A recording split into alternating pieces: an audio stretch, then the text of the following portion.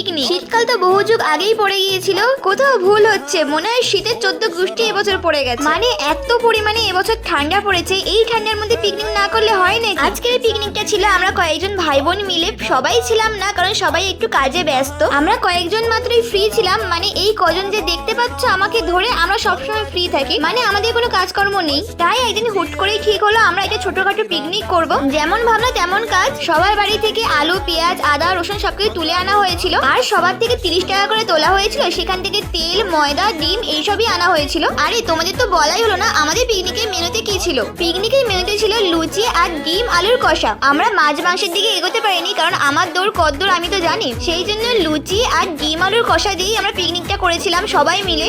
আমাদের হঠাৎ ঠিক হওয়া পিকনিকটা আমরা খুব দারুণ মজা করেছিলাম সবাই মিলে।